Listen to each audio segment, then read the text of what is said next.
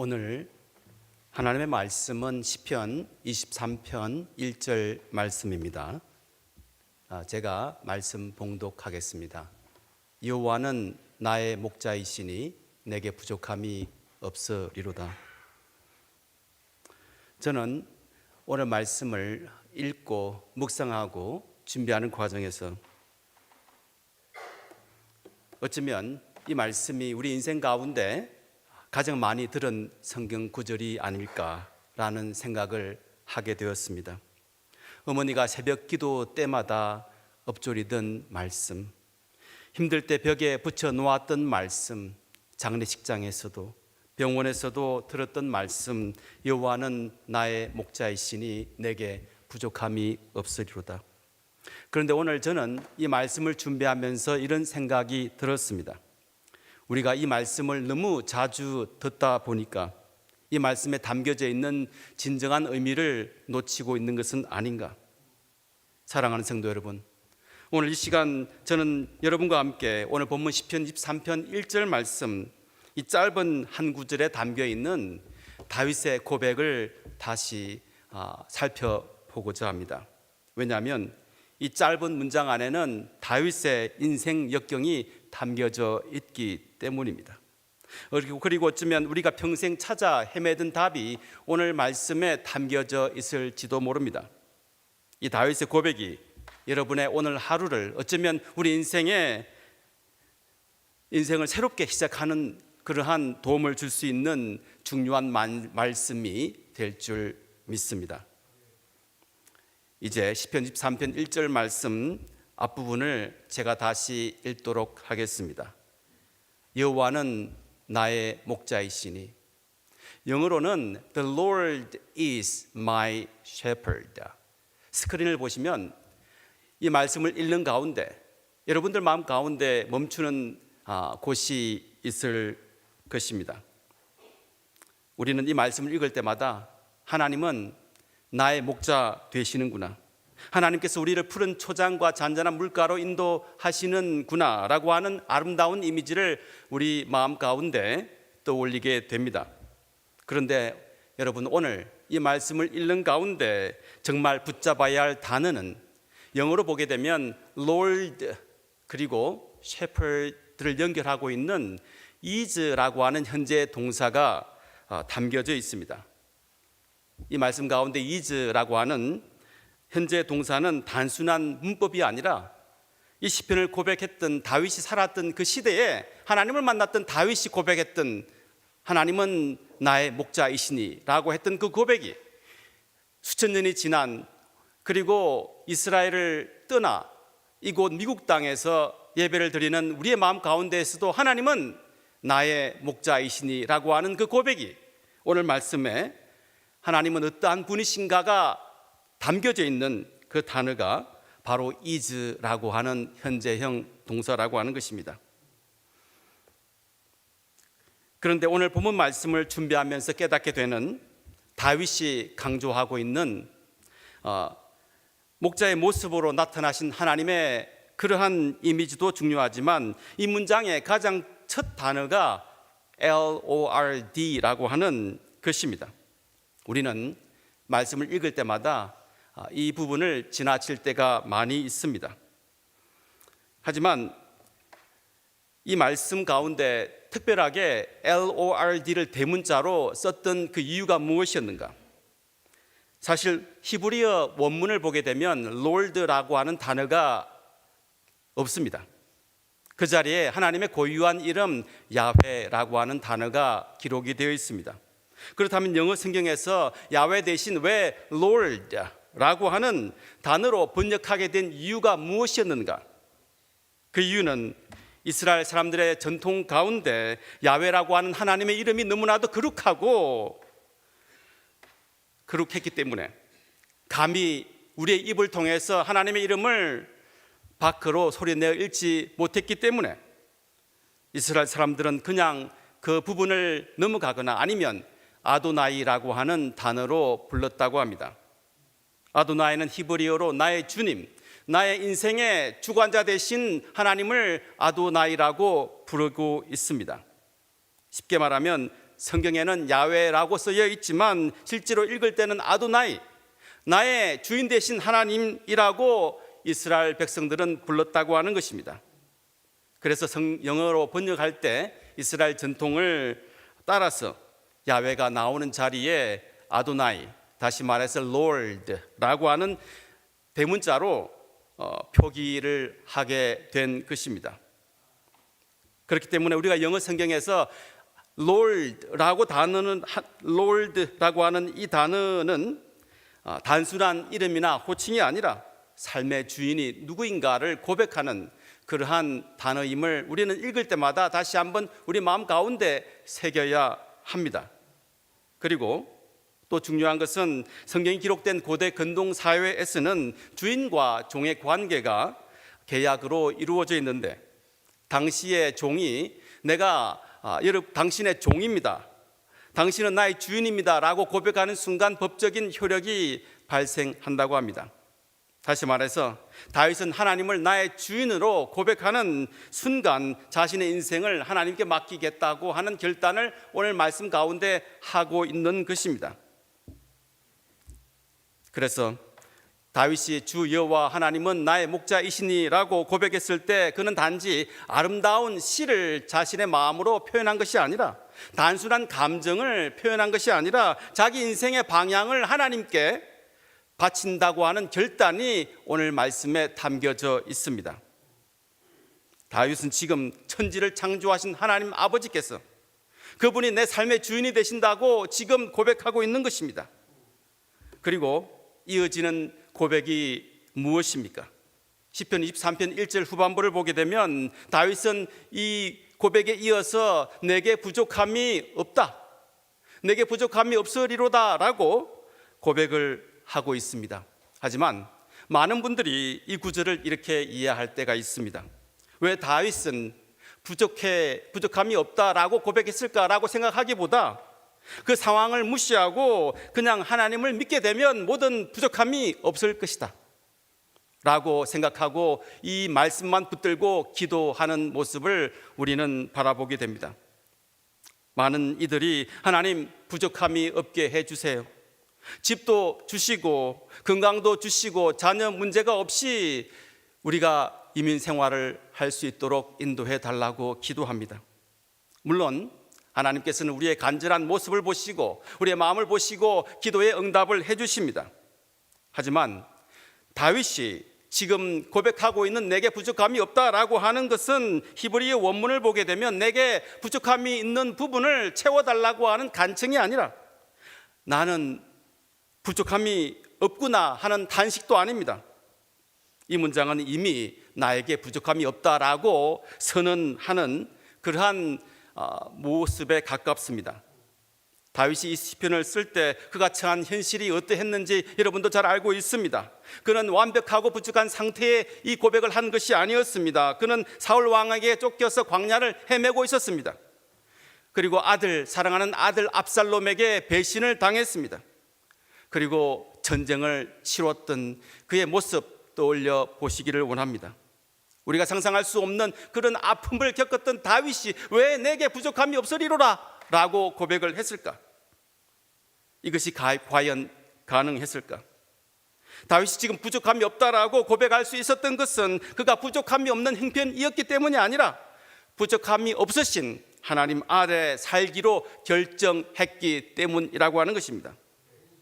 상황이 좋아서가 아니라, 환경이 바뀐 것이 아니라 주인이 바뀌었다고 하는 것입니다. 사랑하는 성도 여러분, 우리는 왜 걱정합니까?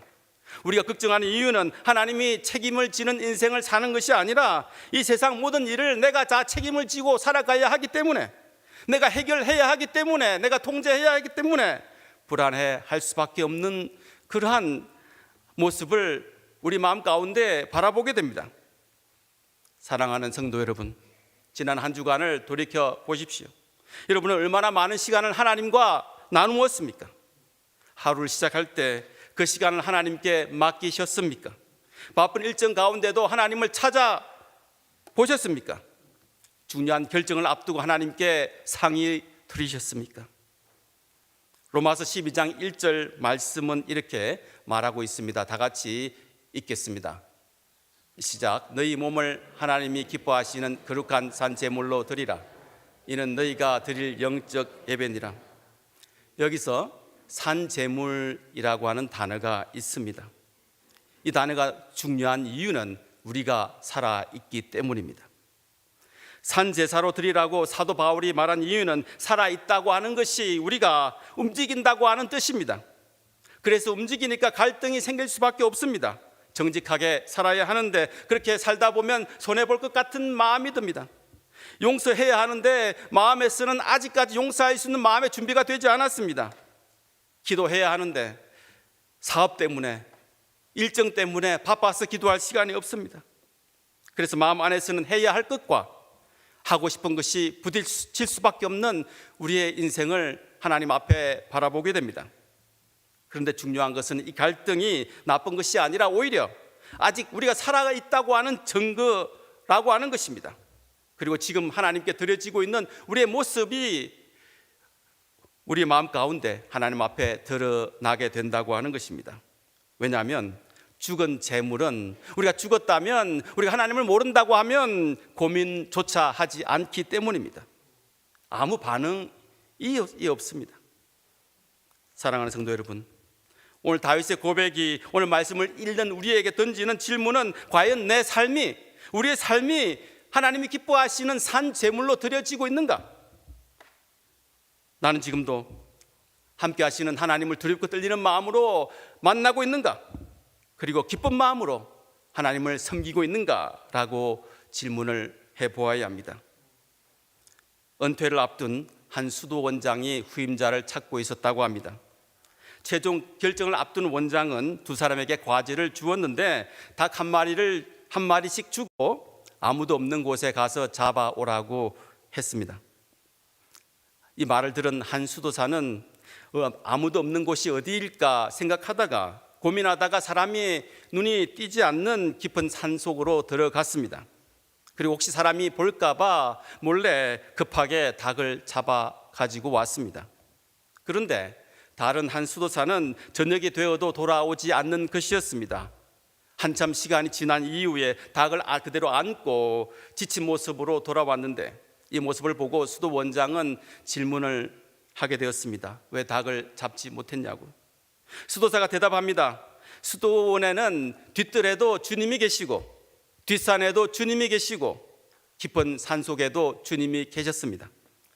그래서 차마 닭을 잡을 수가 없었습니다. 그 이야기를 들은 원장은 기쁨으로 그를 후임자로 세웠다고 하는 것입니다. 여러분, 이 이야기가 우리에게 던지는 질문은 우리가 정말 하나님을 의식하고 살아가고 있는가입니다. 하나님은 전지전능하시고 시간과 공간을 초월하신 분이심을 우리는 머리로 이해하고 알고 있습니다. 그런데 삶으로 우리가 그렇게 살아내가고 있는가라고 하는 것입니다. 역대하 16장 9절 말씀 이렇게 말하고 있습니다. 다 같이 역대하 16장 9절 말씀 읽겠습니다. 여호와의 눈은 온 땅을 두루 감찰하사 전심으로 자기에게 향하는 자들을 위하여 능력을 베푸시나니. 이 말씀 가운데 하나님의 마음을 우리가 읽게 됩니다. 하나님은 화려한 예배나 사람들의 눈을 의식하며 봉사하는 이들을 찾는 것이 아니라 전심으로, 진정으로, 신령과 진정으로 하나님을 예배 드리고 있는가?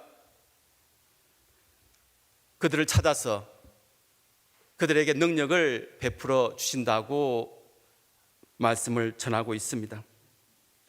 성도 여러분, 바로 우리가 하나님을 향하는 자가 되기를 주님의 이름으로 축원합니다. 이제 목자 이야기로 돌아가겠습니다. 수년 전 특히 이스탄불에 이런 사건이 있었다고 합니다. 실제로 일어난 사건이 신문에 보도가 되었는데 이 기사의 내용을 보면 양치기 목자가 점심을 먹기 위해 잠시 자리를 비운 사이에 그가 거느리고 있던 1,400명의 양 가운데 한 마리가 갑자기 절벽 아래로 떨어졌다고 하는 것입니다. 왜 그 양이 뛰어내렸는지 이유를 알 수는 없습니다. 그런데 그 다음이 문제였습니다. 그 모습을 본 나머지 양이 한 마리씩 한 마리씩 따라서 뛰어내리기 시작한 것입니다. 결과는 너무나도 끔찍했습니다. 무려 양 500마리가 절벽 아래에서 목숨을 잃었다고 하는 것입니다. 그러던 가운데 몇 명의 양들은 목숨을 구했는데, 왜냐하면 그 이미 떨어진 양 더미 위에 떨어졌기 때문에 목숨을 구한 양도 있었다고 합니다.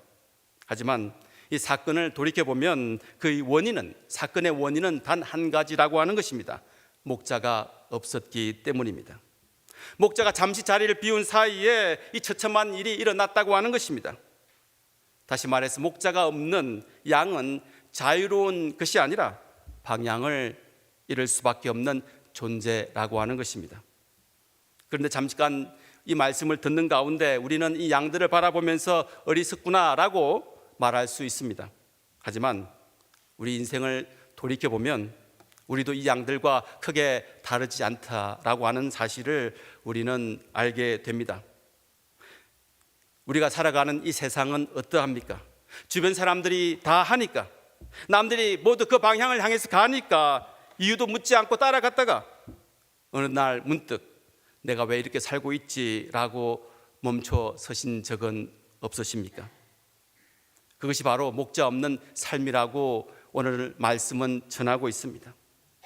그런데 여기서 재미있는 사실 하나가 있는데, 하나님께서 성경에서 우리 인간을 독수리나 사자와 같은 그러한 힘을 지닌 동물로 비유하신 것이 아니라 양으로 비유하셨다고 하는 것입니다.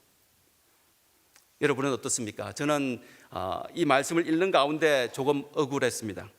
하나님, 저는 그래도 독수리 정도는 되지 않겠습니까? 그런데 하나님은 이렇게 말씀하셨습니다. 아니야, 너는 양이야. 왜 양입니까? 그 이유는 우리가 너무나도 잘 알고 있습니다. 양은 태어날 때부터 방향 감각이 없다고 합니다.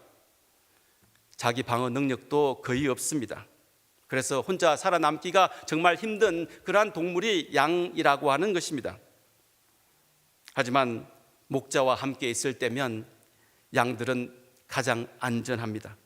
그리고 가장 평안한 상태로 살아갈 수 있습니다.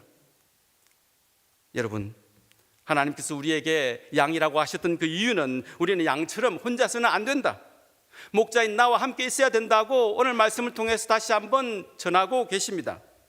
이 말씀은 우리를 무시하거나 낮추는 말이 아니라 우리를 가장 누구보다도 잘 아시는 하나님께서 우리에게 지금 솔직한 사랑의 표현으로 이렇게 말씀을 하고 계십니다. 우리는 알고 있습니다. 우리가 약해서 문제가 생기는 것이 아니라 목자가 떠나 있을 때 문제가 생긴다고 하는 것을. 이제 시편 23편 1절 마지막 구절로 다시 돌아가겠습니다. 23편 1절 후반부를 보시면 내게 부족함이 없으리로다. 앞서 말씀드렸지만 이 구절은 부족함을 채워달라고 하는 기도가 아닙니다. 이미 부족함이 없다, 나는 부족함이 없다라고 하는 선언에 가깝습니다. 다윗은 사울 왕을 피해서 광야를 도망 다녔고 아들에게 배신당하는 그 아픔을 겪었고, 그리고 지금 갈 곳 없어, 지금 잘 곳이 없어 방황하는 그의 모습을 바라보면서 다윗은 왜 이 고백을 할 수밖에 없었을까? 여러분들은 다윗의 입장에서 생각을 해보셨습니까? 제2차 세계대전이 끝난 이후에 있었던 이야기입니다. 연합군은 전쟁으로 부모를 잃은 고아를 한 곳에 수용소에서 모아서 정성껏 돌보았다고 합니다. 따뜻한 침대를 주었습니다. 배고프지 않을 정도로 충분한 음식을 아이들에게 주었습니다. 그리고 군인들이 지키고 있던 그 수용소는 더 이상 전쟁에 대한 두려움도 없었습니다. 그런데 이상한 일이 일어났다고 하는 것입니다. 아이들이 밤마다 불안해서 잠에 들지 못한다고 하는 것입니다. 눈을 감지 못하고 뒤척이면서 밤을 지샌다고 하는 것입니다. 그래서 왜 아이들이 이럴까라고 하는 고민 끝에 심리학자를 불러서 원인을 찾기 시작했습니다. 그래서 원인을 찾았는데 아이들은 전쟁의 트라우마로 인해서 지금 배부르지만 내일은 먹을 것이 사라질 수도 있다고 하는 두려움에 떨기 들었다고 하는 것입니다. 지금 있다고 하는 것이 내일 있다고 하는 보장이 없었다고 하는 것입니다. 내일을 믿을 수 없기 때문에 지금 아무리 배가 불러도 가진 것이 있어도 두려워할 수밖에 없었다고 하는 것입니다. 그래서 해결책이 무엇이었는가 하면 아이들이 잘 때 빵 한 조각을 손에 쥐고 잠에 들게 했다고 합니다. 먹으라고 하는 것이 아니라 손에 그 빵 한 조각을 쥐고 잠자리에 들었습니다. 그런데 이 작은 빵 한 조각이 아이들에게 이렇게 속삭였다고 하는 것입니다. 내일도 먹을 것이 있어. 너는 혼자가 아니야. 걱정하지 않아도 돼. 그 확신 하나로 아이들은 평안히 그날 밤 잠에 들었다고 합니다. 그렇다면 여러분, 다윗에게 그 빵 한 조각은 무엇이었습니까? 다윗에게 그 빵 한 조각은 바로 이 고백이었습니다. 주 여호와는 나의 목자이시니 내게 부족함이 없으리로다. 전능하신 하나님께서 함께 하신다는 다윗의 고백이었습니다. 이 확신 하나로 다윗은 광야에서도 전쟁터에서도 그 아픔 가운데에서도 선언을 할 수 있었다고 하는 것입니다. 내게 부족함이 없다. 이것은 그가 처한 상황에 대한 설명이 아니라 목자 대신 하나님을 신뢰하는 그의 마음이 드러난 선언이라고 하는 것입니다.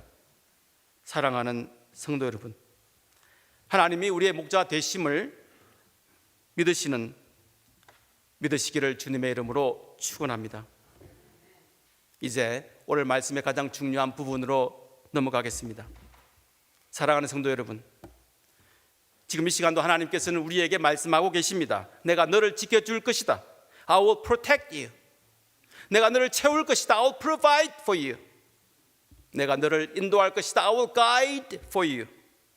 하지만 한 가지 조건이 있는데 그 조건이 If you let me be your shepherd. If you let me be your shepherd. 여러분이 하나님을 목자로 삼아 하나님을 받아들인다면, 사랑하는 성도 여러분, 하나님께서는 강압적으로 우리의 목자가 되어 주시겠다고 하신 적이 없으십니다. 억지로 말씀하신 적도 없습니다. 성경 66권을 어디를 찾아봐도 그런 말씀을 하신 적이 없으십니다. 하나님은 우리가 원하지 않는데 강제로 붙잡아서 그 길로 인도하신 분이 아니십니다. 그렇다면 하나님께서 우리에게 원하시는 것은 무엇인가? 그것은 바로 우리 마음에서 나오는 진짜 하나님을 사랑하는, 하나님을 경외하는 그 마음을 하나님께서 보신다고 하는 것입니다. 하나님께서 우리에게 원하는 것은 우리가 하나님을 주인으로 인정하고 기꺼이 맡기게 될 때 비로소 하나님은 우리의 목자가 되어 주신다고 하는 것입니다. 오늘 이 자리에서 여러분에게 드리고 싶은 질문이 있습니다.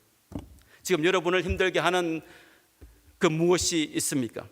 자녀 문제 때문에 잠 못 이루는 그러한 밤을 지샌 적이 있으십니까? 건강이 두렵습니까? 경제적인 어려움으로 매일 한숨을 쉬며 살아가고 계십니까? 아니면 소중한 관계가 깨어져서 그 아픈 마음으로 오늘 예배 자리에 나오셨습니까? 아니면 미래가 너무나도 불확실해 아무것도 손에 잡히지 않으십니까? 특히에 그 양들처럼 우리도 때로는 목자 없이 혼자 절벽 끝에 서 있는 순간을 마주할 때가 있습니다. 이유도 모르고 그냥 따라가다가 어느 순간 내가 지금 어디에 서 있지라고 멈춰서는 그 순간이 있습니다. 그때 하나님은 우리에게 말씀하십니다. 내가 여기 있다고. 나를 내 목자로 삼아라고. 사랑하는 성도 여러분, 다윗이 이 시편을 쓴 이유는 바로 우리에게 하나님이 누구이신지를 알려주기 위해서 시편 23편이 쓰여졌다고 하는 것입니다. 우리의 기억에서 하나님이 어떠한 분이신가 흐려질 때, 우리의 믿음이 흔들릴 때 목자이신 하나님을 붙들라고, 여러분, 주 여호와 하나님은 우리의 목자 되시니 우리에게 부족함이 없으리로다. 이것이 다윗의 빵 한 조각이었습니다. 이것이 바로 다윗이 붙들었던 그러한 중요한 하나님의 말씀이었습니다. 오늘 이 말씀이 여러분 인생길에, 믿음길에 빵 한 조각이 되기를 원합니다. 우리 인생 여정 가운데 걱정이 밀려올 때도, 우리의 기억이 희미해질 때에도, 우리의 믿음이 흔들릴 때에도 주 여호와 하나님은 나의 목자이시니 내게 부족함이 없으리로다 고백하는 저와 여러분이 되기를 주님의 이름으로 축원합니다. 다 같이 오늘 말씀 생각하시면서 잠시 기도하시겠습니다. 하나님 아버지, 오늘 이 말씀을 통해서 다시 한번 우리의 마음을 돌이켜보는 시간이 될 수 있음에 감사드립니다. 하나님, 다윗이 고백했던 그 순간에도 모든 그 일들이 그의 삶을 아프게 했을지라도 주님만을 바라보고 나아갔던 다윗을 떠올리며 하나님, 그 말씀 주신 이 말씀을 믿고 다시 한번 주님을 바라보고 인생 길을 걸어가려고 합니다. 하나님, 이 고백을 우리도 할 수 있는 성숙된 신앙의 모습으로 하나님께 나아가기를 원합니다. 하나님 인도하여 주시옵소서. 감사하며 살아계신 우리 주 예수 그리스도의 이름으로 기도드렸습니다. 아멘.